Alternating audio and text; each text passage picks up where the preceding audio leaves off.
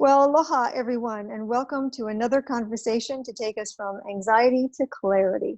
I'm Beth-Ann Kozlovich from Sutter Health, Kahi, Mohala, and this series of conversations is a project of Evan Leong of Brain Gain Hawaii, along with Trisha Kajimura, my colleague at Kahi, Mohala, and me. And our hope is that in hearing some of these conversations, this will help to ease the impact of COVID-19 and help us to work through this really seminal time better, knowing that we have heard a lot of what's going on within our state in the field of mental health. Now, it's been a few weeks since we last talked.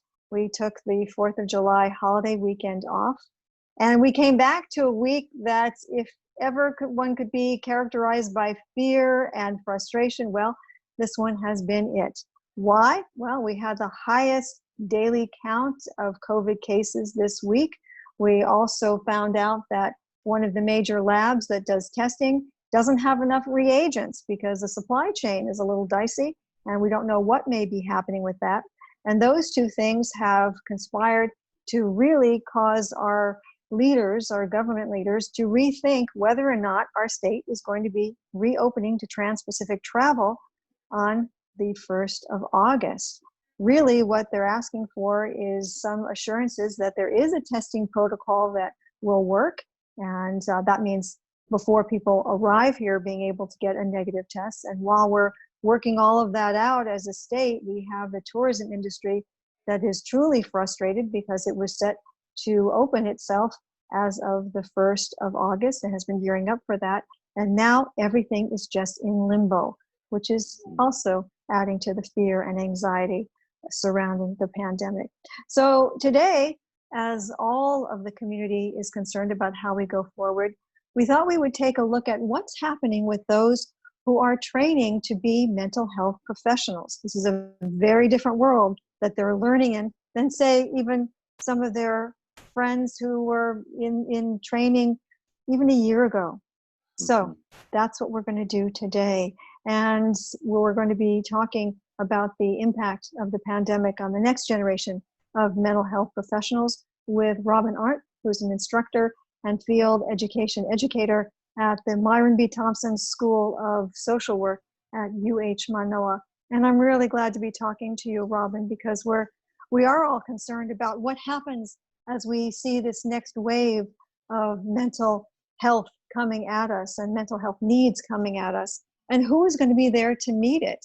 And the people that you are instructing and working with are in a very, very different environment than, as we mentioned a moment ago, some of their peers. So what are you hearing from them now, as we've been in the pandemic now for 4 months and not really seeing any real glimmers of great hope this week, especially given all the fear and frustration that I talked about earlier? Yeah, thank you. And thank you so much for the opportunity of speaking with you today and talking about all the changes, the adaptations and such that we worked on and continue to work on to train the next generation of mental health practitioners. In thinking about where the students are now, I have to actually take a step back and think about where they were in March when we first started this and this movement from what they had anticipated to be their educational experience, their training, to a moment where 1 week we had students at field sites or at locations doing their practicum experience, learning from skilled practitioners out in the field, to the next week them having to stay at home and having to adapt all of their educational training to a new environment that included online simulations. It included learning how to do telehealth and how to be in this environment that they weren't necessarily ever thinking of practicing right away out of graduation, right? Like down the road, perhaps they would be in the telehealth field. But it was a big change.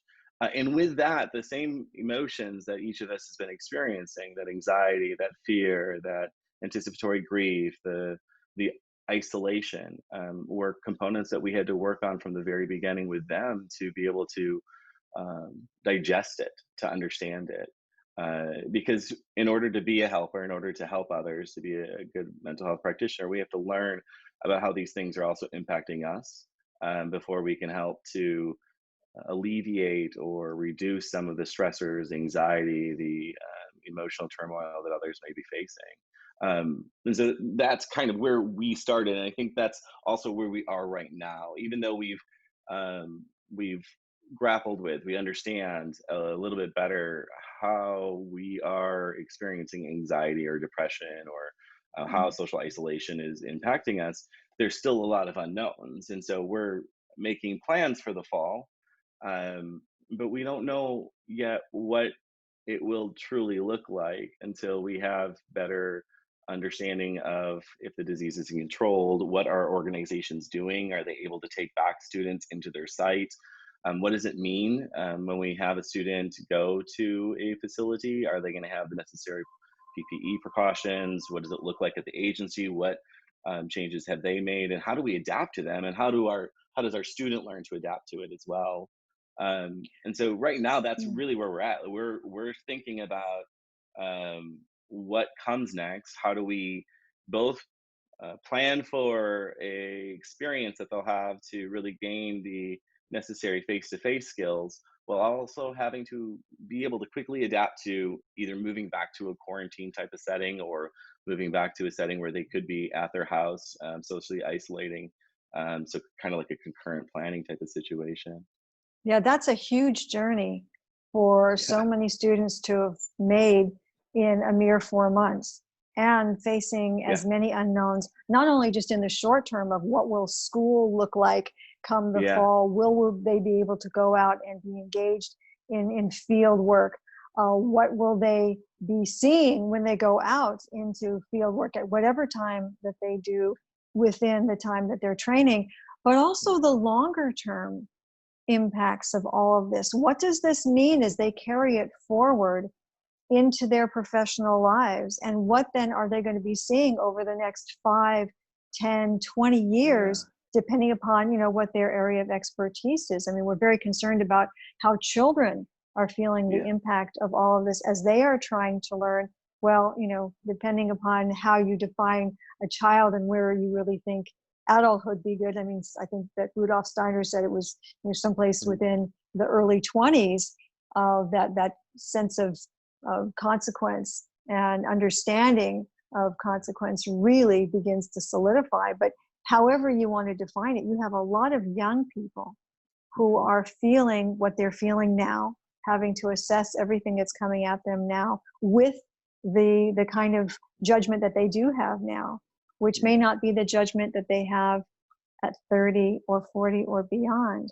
So I want to Yeah. unpack some of this in a bit, Yeah. and look at what's happening on, if we can say, on an average day for a student that you're working with now. How has this journey looked very personally for that student? So there's a lot of little pieces. So I'm trying to think best how to start. I think one of the optimistic things that comes from this in terms of the training standpoint is that we will now have a generation of practitioners who are going to be adaptable. They're going to be skillful at having to maneuver face-to-face interactions with their patients, while also now are going to be able to easily and readily move to a telehealth or a platform like this to be able to provide therapy or counseling or support services. And so the adaptiveness that the students are learning, I think, is a critical piece that's moved forward. I think mental health and health in general years, right? Because we've been moving towards telehealth, and now we were forced to do it in a very, very short period of time. So I think you have that with them, right? They're learning how to be in a virtual space for a long duration of hours.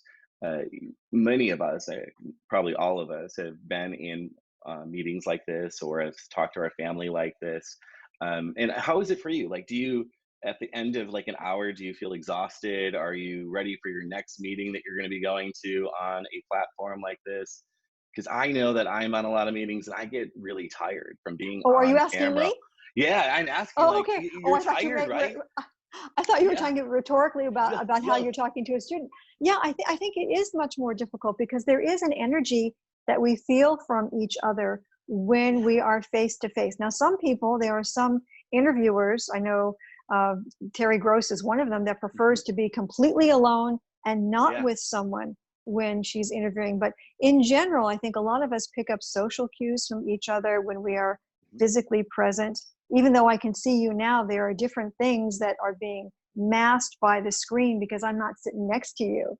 So there are all those little things that begin to change our experience as we're using, you know, any sort of technology to be able to communicate with each other. And I know that, you know, I have so many meetings and phone calls, and, you know, we're on Zoom, we're on WebEx, we're on Teams, whatever it may be, that, it can be really exhausting. So much so that I was talking to my son and I said, so I really just want to see you and talk to you. He said, Mom, I feel the same way you do. It's like we have so many of these now that, boy, you know, aside from just checking in briefly, it's more fun to just talk on the phone and walk around. So you can see, I think that builds some empathy though, because you understand, and others will understand the complexity of we're on camera a majority of the day. Whereas when we're meeting face to face, we don't see ourselves, we don't see our appearance, but now we have a camera that's directly in front of us. We have to think about our surroundings and what our surroundings are saying about us. Even in the beginning, we did modules with the students to help them learn how to present on a camera like this, how to be present, how to remove distractions, how to think about what their back is going to say, whether or not their surroundings is going to add in too much intimacy into the environment. But that exhaustion, right? So our students are still doing their placements. They're still out doing right now telefield. So they're not at the physical location, right? They're doing exercises and activities and assignments and such from their own place of residence. But they are going to be in this type of environment where they'll be meeting with clients over a platform like this. And it's exhausting, it's tiring. And so that's another thing that they're having to learn to adapt to is, how do I ensure that I'm going to be able to be present for 3, 4, 5, 6 clients in a day through this technology, as well as like learning how to read the nonverbals when we only have a certain amount of the physical body that you're seeing, right?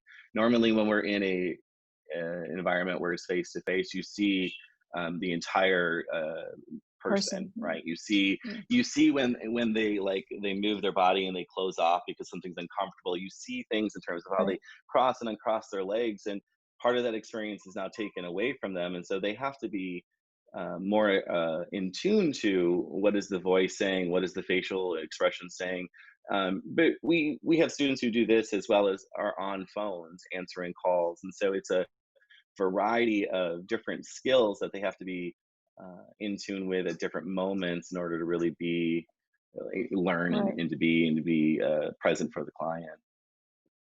Right. I'm also hearing from practitioners that when they are doing even those face-to-face on those rare occasions where they may be in a hospital setting and they're doing a face-to-face and someone has to wear a mask, obviously, as does the practitioner, that's taking off a lot of the facial expressions and the cues that they would normally see, and that they're refining how they read eyes. I felt that was fascinating when someone told me this, that they're just really learning how to look deeply into someone's eyes without them really knowing they're looking that deeply into it, and being able to read a lot of those little cues that might be enmeshed with other things that they would see if they saw the whole face. So all of us are learning how to refine some of our senses and know how to approach other people too. Even when you're in the grocery store and you're shopping and you're looking at people, you know when someone smiles at you with their eyes, you know, those little things that we can tell. So it sounds like for a lot of your students having to take this incredible catapult into this brave new world of how much technology we're using, and for all very good reasons, but they're also having to figure out what's that line between the private person and the public professional, and how do you negotiate that, and how do you create an environment that says, this is where I'm being my public self or my professional self, and not show something, as you mentioned before, that might be a little too intimate. We're not going to be in the bedroom or what have you. And a lot of people, especially if they're at a dorm situation, or if Mm, they're sharing an apartment or a house, sometimes you don't have a whole lot of privacy. And no. that's got to be a tough thing to negotiate too, as they're trying to help other people negotiate their lives. Yeah, and you hit the nail on the head there. Like many of us, all of us, are living in multi-generational houses, or we're living with roommates, and so even having to negotiate the time and where you're located. I've been in lots of classes, right, or facilitating classes where someone will be walking back and they're not even aware that they're on camera, right, because it's a family member. And so it has also required us to help them learn how to negotiate conversations with their roommates or their family Like in keep your terms of, I'm going pants to be at on. a meeting. Yeah, like, hey, I'm going to be on this meeting. You remember my camera's going to be on. Like, just keep that in mind. I often have to start off when I do classes. I have to warn people about my dogs and that they might be walking through at different points. Like, our whole life environment has changed so drastically and dramatically that we don't necessarily escape work. We don't escape education. We are living and working and learning all in the same environment, and that requires a lot of due diligence and thought. But the other thing that I wanted to hit on is we have to continue to help people learn how to be a good digital citizen, right? Like you being a mental health practitioner, we often talk about like the use of self, whether or not it's appropriate use of self or not appropriate use of self. How do we learn from our own experiences and use them? How do we listen to our clients and engage with them? But we also have to be aware that when we put something on the internet or we put something out there, that it's a reflection not only of our personal person, but also our professional being. And it's a big lesson for a lot of people to have to learn really early on. And I think this is like made it even more. It's increased our ability or opportunity of helping them learn those types of experiences now rather than I, later. yeah, I would say, especially when you talk about the age group Mhm. that you're discussing that has grown up. I mean, that cohort of folks, many of them grew up with the idea of that it's fine to talk about everything and anything and to put it out there Yeah. into a virtual world. And for some, they've been haunted by it. Others got a little bit more savvy a little earlier. But Mhm. that very thin line between the public and private self, which is tough for people to negotiate. And yet we get these insights into that very private self. I mean, you're not sitting in an office somewhere where I'm looking at a blank wall behind you. I can see a painting. I can Yeah. see a bin. I can see lots of other things that may tell me things about you. And in some ways, maybe that is a good thing. Maybe we have connected at a human level, even though we're Yeah. working through technology to do it. Yeah, and that could very well be. Like, I think that as we continue on, again, with so many more practitioners doing telebehavioral health or doing therapy on these types of modalities, that we're going to see more literature come out about what this Mm. really looks like, how does it impact our clients. But on the other side of it, like there are also concerns in terms of when we're working with our client or patient, if we're doing telehealth or telebehavioral health, like where are they located? Do we know their physical location in case they're in a mental health crisis? Helping them to understand that we can't ensure their privacy Mm. sometimes because they could be on their iPad or their phone at a park Right. and people can be walking by and they don't have headphones in. And so there are all these other privacy issues and ethical considerations that have been there, like they've been present, but now they're, I think, amplified for our students. Um, So yeah, in yeah, can I stop you there for a second? Because yeah, please, being please. just pushed headlong into a very different learning environment. Hmm. Are your students scared about all this? Are you feeling that there are deep concerns about this is too much, too fast? You know, they're not full-fledged professionals. They're learning how to Yeah, be professionals. Is this really frightening to them, or are they somehow enjoying it? And the reason I ask you that is because we've heard from a lot of younger people who really are craving face-to-face stuff, that they feel like yeah, they're operating, as I mentioned, even with my kid, operating on line so much that they're just looking for either if I can just hear your voice and imagine you, but I don't want to be looking at a screen. yeah. I so I would say that our my experience with our students is that they were really resilient. Like they're again in the beginning, we had to do a lot of processing, and we continue to process from the time we went into quarantine until the end of the semester about what does this look like, what does this mean for us in the future, how do we learn and adapt to this, how do we manage our own self care in these situations. But their level of resilience and adaptability was so commendable. Like they Mm. took on the challenges head on. They found ways to support one another and do things that are necessary to be able to fulfill their requirements, knowing that they're going to again want to go out and they want to help people. But then there becomes this another challenge that was not something that I think any of us were thinking about until we realized again that we're remembering they're graduating and it's licensing and Jobs yeah, too. and with many of our mental health professional fields, there's a certain amount of time after graduation that you're doing clinical experience where you're being supervised by someone, so on and so forth. Others are going through various levels of licensing. So in social work, when you after you graduate with your master's degree, you have the ability to pursue your license, which is a licensed social worker. But the ramifications of COVID, the testing facility, it now means that we have a decrease in the amount of slots that are available for students to test to be able to get their Mm. license, which is earning potential. It's job opportunities. And for those, so these are current students, but we also have, again, practitioners who have been out in the field working towards their clinical license. They've done their 3,000 hours worth of supervised experience. They're seen as an essential worker and they need to get this test done. But again, we don't have enough slots available or opportunities for them to take the test so that they can get the license, so that they can start practicing independently, that they can, again, pursue more job opportunities. And with the unemployment rate the way it is, that's another real big concern, not only for the student who's graduating, but also for the student who's going to be a practitioner thinking about the impact on their clients.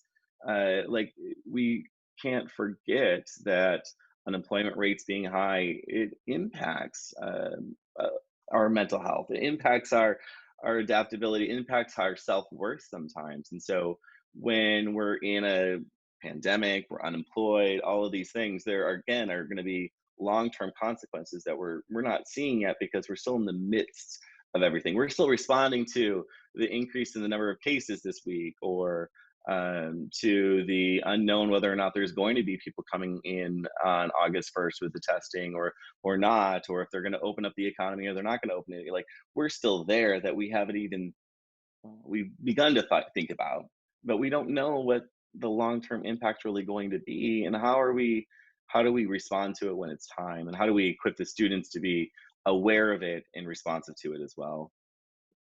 With all of what you've just talked about, and that the way it's being felt and how all of this is landing with our students, what we really haven't talked about is what's going to happen to society when we need all of these people. And Yeah. with the testing issue that you brought up, and the lack of slots to be able to do that, the uncertainty over jobs, who's going to be able to get a job, watching jobs from the state either not being replaced or sliced and diced, a lot of issues that must be swirling around. I'm imagining that some of these folks may even be entertaining the idea of not staying here. Has that come up at all?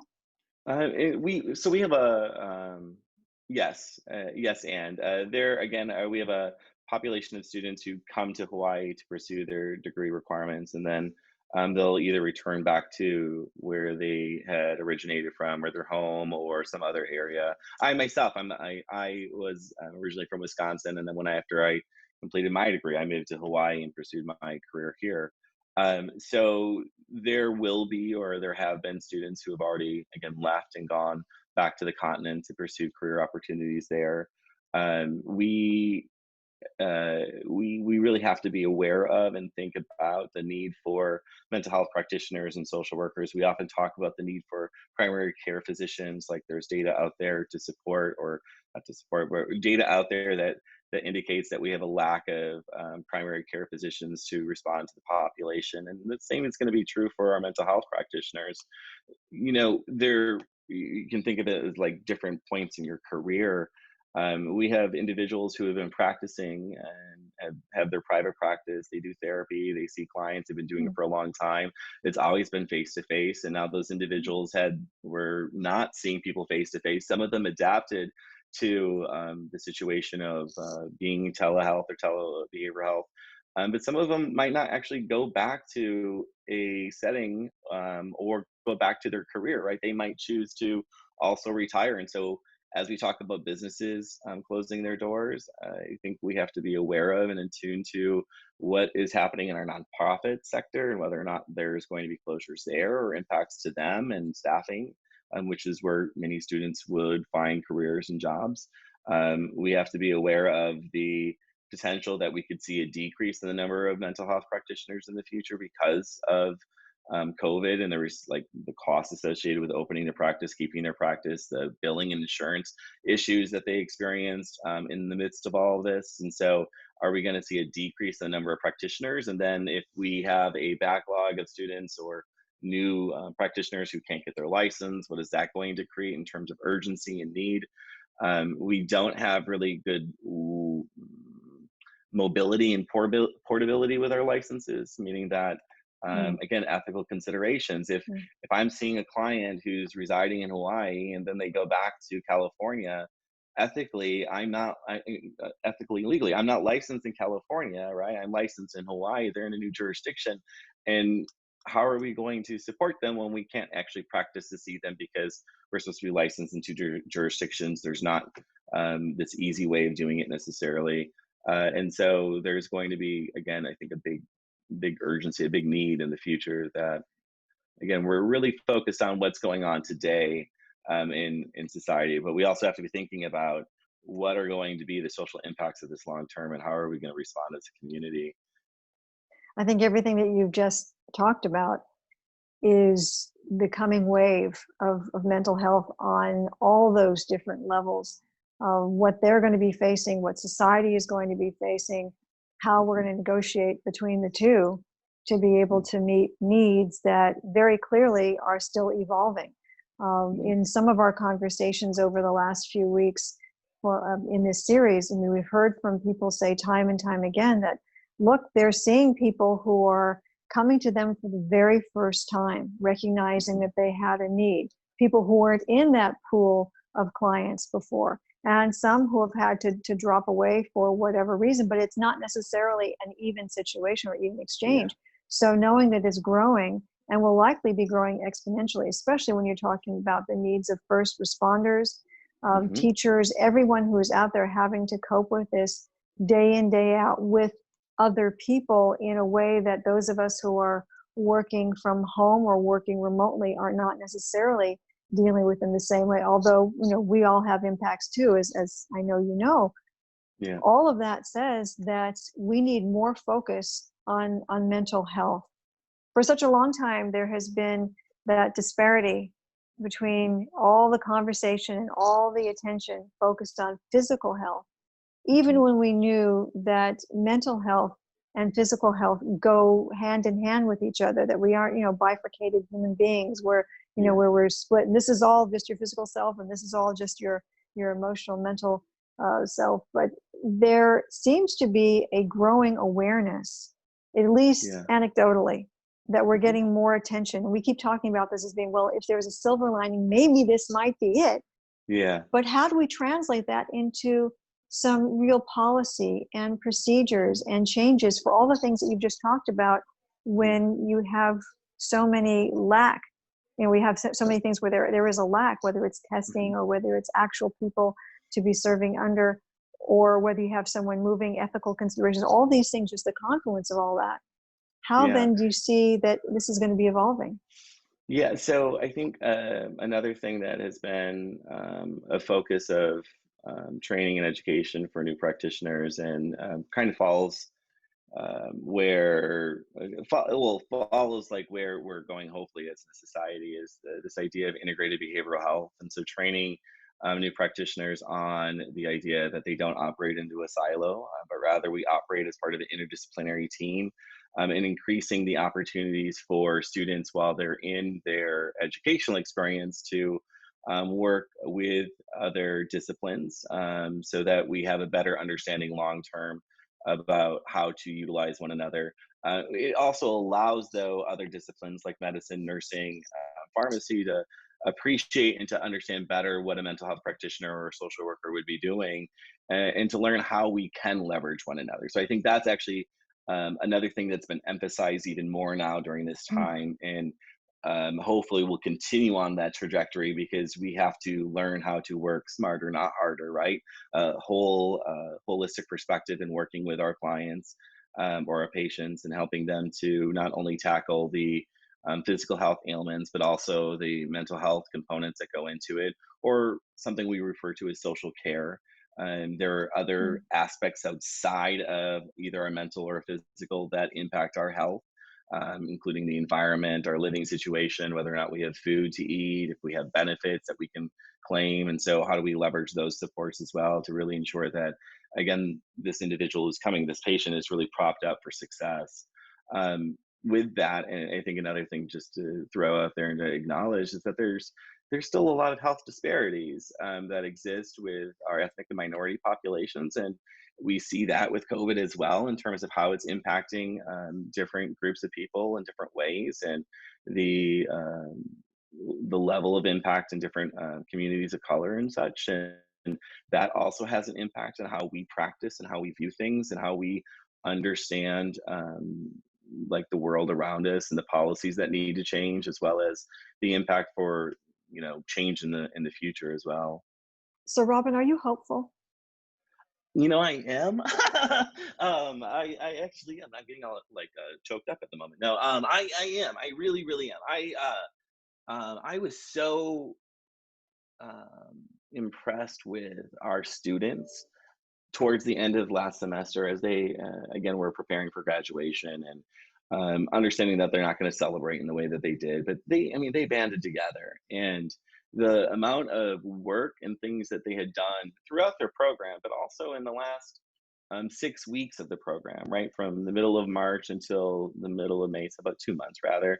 um, it was impressive, it was inspiring, and it left me with a sense of hope for the future that we can really tackle a lot of really hard issues that we need to tackle as a society, that we will learn from this experience, because this is an experience that at some point will end and there will be something else in the future that we'll have to respond to. But I'm hopeful that we have spent enough time talking about and analyzing and thinking about these things Mm. that we will be better prepared for the future if we continue the dialogue and discussion rather than letting it fall by the wayside. I think that the pressure of us as a society to the